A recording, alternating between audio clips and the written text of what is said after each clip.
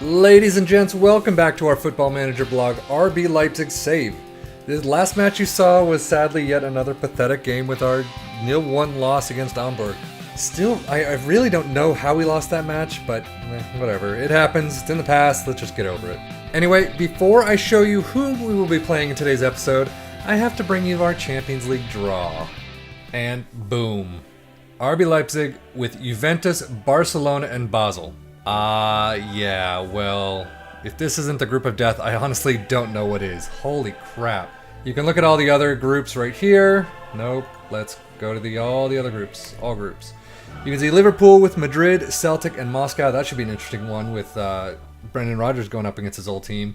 Dortmund, Chelsea, Feyenoord, and Kiev. I'm not going to go through all these. But there is one other group of death. You can see Group H, Tottenham, Bayern, PSG, and Slava Prague. You can see we've actually already done a couple of games. We've done a match already in our group, and I will show you that in just a minute. But with that being said, today's episode will pit us up against none other than Barcelona.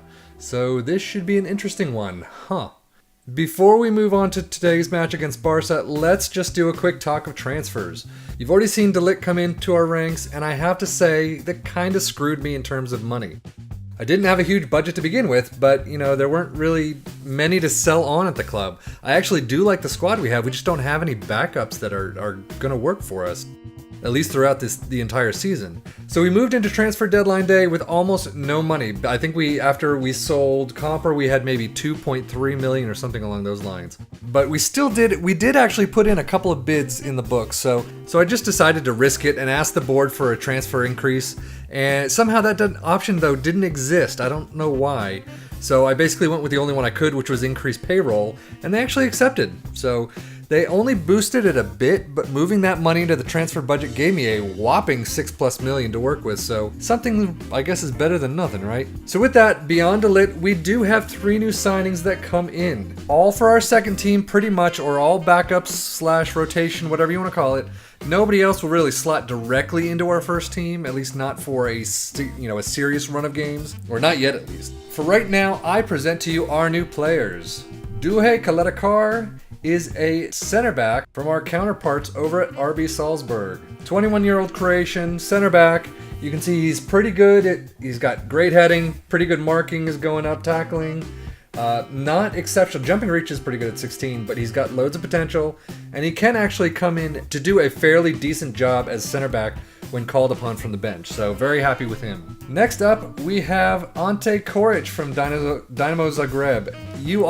Everyone who's played this game knows how much of a wonder kid this guy has been. I don't know if he is this year, actually. You can see he's only got 3, possibly 4 potential, 3-4-star potential, and he's actually started going down for some reason, but first touch at 18, dribbling at 17, technique at 18, flair at 18, vision 16. He's got some pretty damn good stats. So I am very happy I brought him in. For some reason, he was only an attacking mid-center when he came in, but now apparently he's branching out. I don't really understand that one. I guess chalk it up to another FM fun. And then the last one is Takumi Minamino, also from Red Bull Salzburg. And he's basically one I brought in for the attacking right. He can play all over the attacking positions, striker, AML, AMR, AMC, plus some midfield range. But he is definitely one, he's not going to blow the skirts off people. He is definitely a good bench player, though. And we definitely needed it. Determination 15, stamina 12, not great. Pace 14, acceleration 14, not the greatest. But technique 15, first touch 15, dribbling 16. He can get past some players. And that's exactly what I'm looking for. And he's still got room to grow. He's only 22, he's Japanese, so hopefully he will be growing a lot in the coming year or two. The only other into the club is attacking coach Zoltan Ebedli. With a name like Zoltan, how can you go wrong? Seriously. But attacking 17, technical 17. I brought him in so that I could use him as another attacking coach.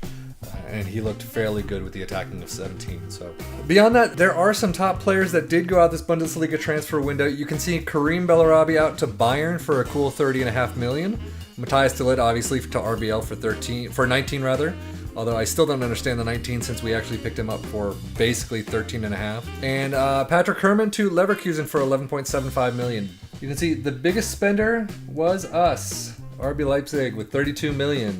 And only receiving 975k for that Comper deal. Interesting though, I don't remember spending 32 million, but whatever floats their boats, I guess. Whatever gives them the numbers. So now that we've brought the players in, we definitely need to have the little media call to welcome them to the team officially. But going through the unveiling of the new signings, what the hell is this? There were issues of this in 17, but I thought you would take that out by now. But it still looks like they persist in 18. The transfer window has shut. I mean, there's no more transfer day coming. What other transfer deals will we be bringing in? None, I'm gonna guess. Anyway, let's get to this schedule. So after that stupid match against Hamburg, we saw a thrilling 3-0 victory over Bayern. The only reason I can say that there was no way we should have lost this match is because basically Neuer was injured and really lacked both match sharpness and conditioning. But a double by Augustin and a third by Forsberg saw us absolutely annihilate last year's league winners. Such a great feeling to beat the likes of them, even if Neuer was absolutely stymied by it. Neuer was so injured that they actually had to take him off in the second half. But this match did see us try out our new version of the 4-4-2 I had set up previously. Basically, our assistant manager Lowe said that 4-4-2 would be best against the likes of Bayern, and he suggested a few instructions.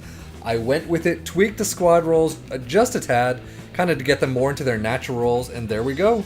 I guess we have a good 4-4-2 to try it against Barcelona today.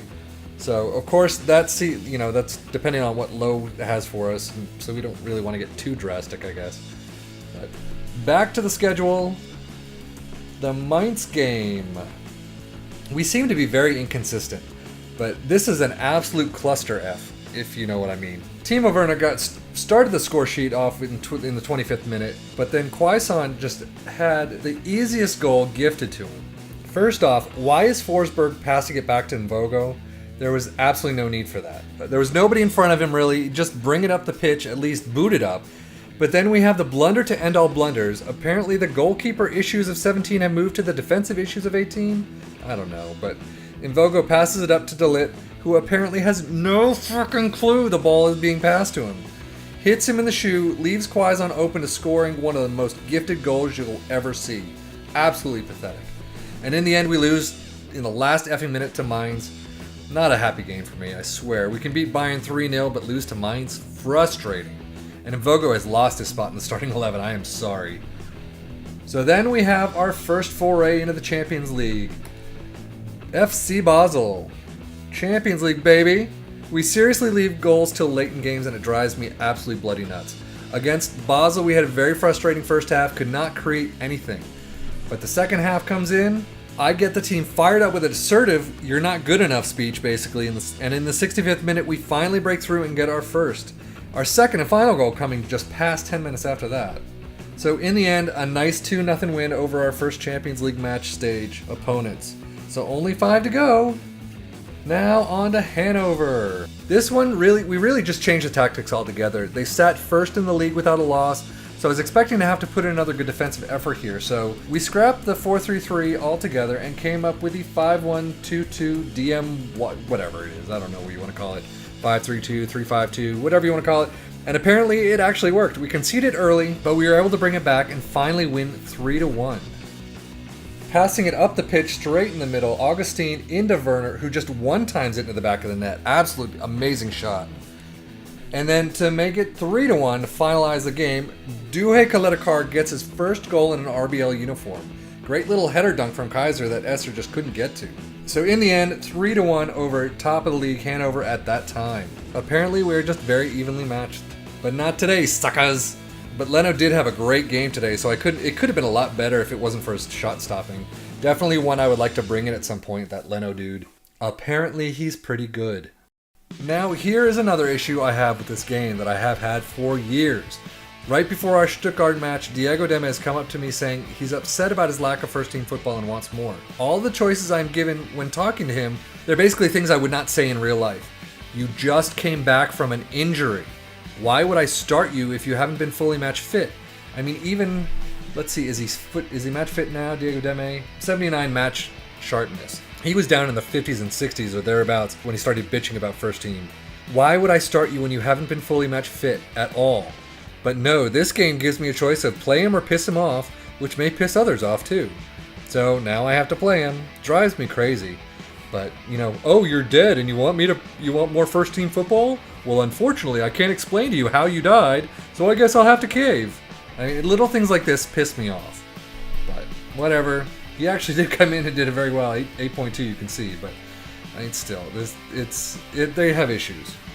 And finally back to the schedule. Finally another win against Stuttgart 3-1. Not really an exceptional match, but another come from behind win, as well as debut goal for our new boy, Ante Koric. So 2 games, we've had 2 debut goals. The come from behind seems to be our bread and butter these days. They go up 1-0 and then we come back from there. Whether it's, you know, we go up 2-1 or 3-1, but still, the coming from behind, I guess I should just be happy that we're actually coming from behind, so oh well. But now let's look at the table. You can see Dortmund absolutely storming the league with a perfect 6-6. Then we sit second with a 4-0-2 record with 12 points. Tied with us is Hamburg and Bayern in 4th. Then come Hanover in 5th and Gladbach in 6th. So far, the only team we haven't played up in the top 6 is Dortmund, so that will be an interesting game, and I don't know, when do we play it? Let's see, schedule. We can see in October 21st is when we actually play our game, so that might be, I don't know, we'll see. I might play that for the next episode. I may just leave it and go with Cologne or something like that. But let's get into this game. It is in the Camp Nou, so this is going to be very interesting. We are in strong recent form. They are inconsistent. Barcelona sit in 7th in La Liga Santander. I do not know how that is the case, but let's just verify that. Right there, 7th after 6 games. I mean, it's only 6 games, but 3-1-2, 10 points. So let's get back to this match. Team selection. So we've got Gulashi in back since Mvogo has been screwing up. I'm definitely not letting him near a pitch anytime soon. Halstenberg, Upamecano, De Ligt, and Klosterman in the back 4. Forsberg, Deme, Keita, and Kampel in the mid 4, and Timo Werner and Augustine up front. So let's submit this team. Yeah, Diego Deme is lacking match sharpness. I understand that, but he's not going to bitch if he's in the first team. So let's see what we can do against a team like Barcelona. You can see our 4-4-2 against their 4-3-3. I don't know why they have Vermaelen in there. Seriously. Dressing room. Seemed motivated. Okay, and what I've learned is you can hit the top one, hit shift, hit the bottom one, and it selects everybody. So now I can say, passionate, I have faith in you. Everybody loved it. Yay. Oh, yep, gotta do the opposition instructions. Let's kick this baby off. Everybody slowly walking out on the pitch. Set up for their pictures and their whatever that is, and away we go. Messi has what looks like a crew cut somehow. Keita I cannot pronounce his name. Keita steals it up to Augustine, who there's nobody really in front, so but it was a good start.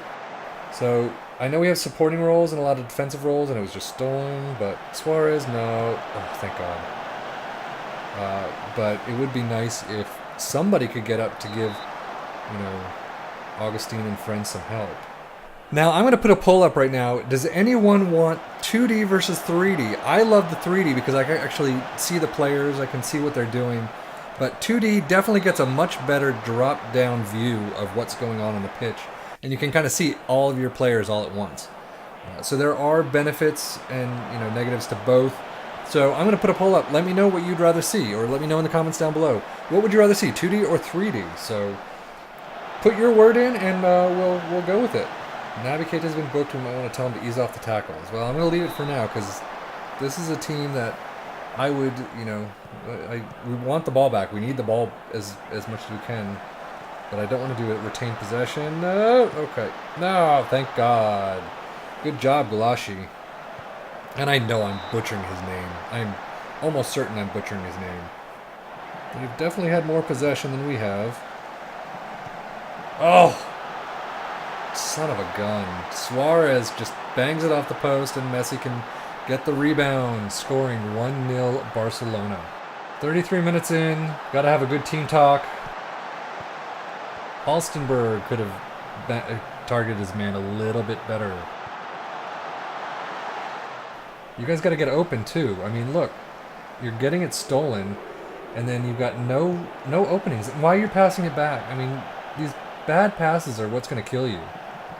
Nope, can't steal it from Sergio. Busquets is a terrific player. I understand that, but come on, let's get more possession.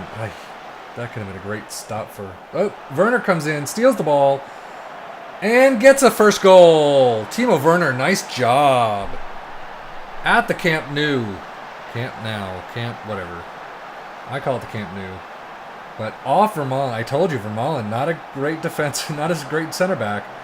Werner steals it off of him, and just as he's about to be closed down, gets it over the head of our boy Ter Stegen. Excellent job. So we tie this match up until then. Oh, Rakitic just has a rocket into the back of the net. Or was that Messi? No, that wasn't Messi. Yeah, Rakitic, bang. Nobody's marking him. He doesn't miss all that often from out there with that kind of power. So get through this half, and let's have a nice team talk and see if we can get some motivation going. Oi. We actually have 53% possession, but 12 shots, 7 on target to our 4 and 1. Not very good. Keita's won back possession more. Emil Forsberg has lost possession more than any other player on the team. But we have been moving well into the attacking third of the pitch from central position. So Timo Werner at 8.2. Matthias de Ligt 6.4. Wow, Liverpool's getting crushed too. God. Hand it over to the assistant. Okay, so I'm happy with your performance so far. Keep it up. Really? I'm not sure I'm all that happy, but... So look at that. Upamecano and de Ligt, 6.4 each. Halstenberg at a 6.5. Yeah, you were the one who let Rakitic in. Klosterman with a 6.5. We may need to switch it up a bit. So Augustine starts it with Deme to de Ligt, all the way up to nobody. Why are you doing that? Keita with the steal. Augustine to Keita, over to Forsberg, into... Oh, Mascherano gets his foot on the ball. So Rakitic again given space for a cannon, but luckily this time not all that well. So let's tactics. And Kulashi loves pumping the ball forward. I do not know why. Even when, I don't think I have it now, but even when I have the instruction to just play out defense and pass it to the wings, he pumps it all the way forward, and it drives me mad. Forsberg up to Augustine. Oh, off the post! But Keita gets it in. Nice! 2-all tie. Wow.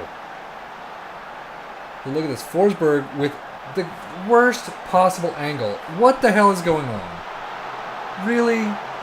Apparently, Coletta Carr with a half volley? No, it was Keita who got the goal. But, wow, that would have been great if I could actually see it. Oh, for f***'s sake! How do Mascherano... How does he get that? He is not gifted in that foot. Suarez... Why is Suarez taking it? Iniesta to Mascherano. Oh, he threw our defense to boot. So we are now probably in third position. And they get a ball back. Because I want a goal out of this. So Werner, come on, get it. Oh, Dembele somehow keeps a hold of it. But a great slide tackle up to Augustine, but there's... Yeah, he passed it back because there's nobody for him. And there's no one to support. So Werner, all the way back to Klosterman, all the way up. Damn, that would have been great if he could connect. But Keita back to Coletta Carr.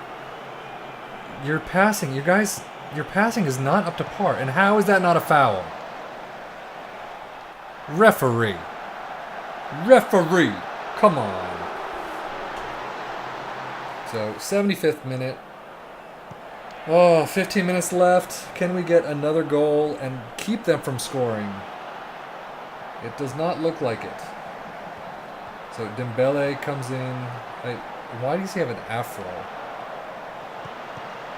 I don't remember him having an afro at the start of the season. So, Messi. Little magician. I don't know how he got that. So, well, all I can hope for now is when they come to, Germany, that we get either the better of them or we actually keep it close. This is... Don't know how they didn't get that.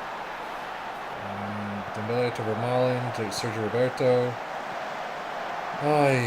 Just hold on to the ball. Do not... Oh, thank God. I mean, yeah, Messi was on top form today. What did he get? 9.1. 2 goals, though, so... Timo Werner, 8.3. Matthias de Ligt, 6.1. He's going to be sitting out the next match. I predicted a draw before the match. I don't know how you predict a draw. So, that was beyond frustrating.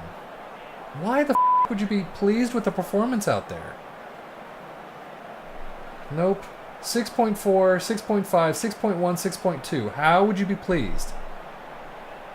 You should be looking nervous. Halstenberg. Back four. If I had a good back four as a replacement, you would all be benched. I swear to God. Bernardo's coming in, I think, at the next match. So that's at least one. We move on. Let's see what's the schedule now. We have Bremen, Berlin, Juventus, Dortmund, Cologne, Wolfsburg. I'm actually thinking of doing the Cologne game for you simply because I'm not sure. Well, Bremen and Hertha are a little too close. Juventus and Dortmund, I don't know how they're going to go. And seeing how we have not won a game on this live com yet, I'm going to go with Cologne and see how we do. I know it's, well, we'll see. So anyway, thank you as always for watching. You got to see Barcelona in top action, so hopefully you enjoyed that. Maybe not the way Leipzig played, but there you go. Thank you again, take care, and enjoy.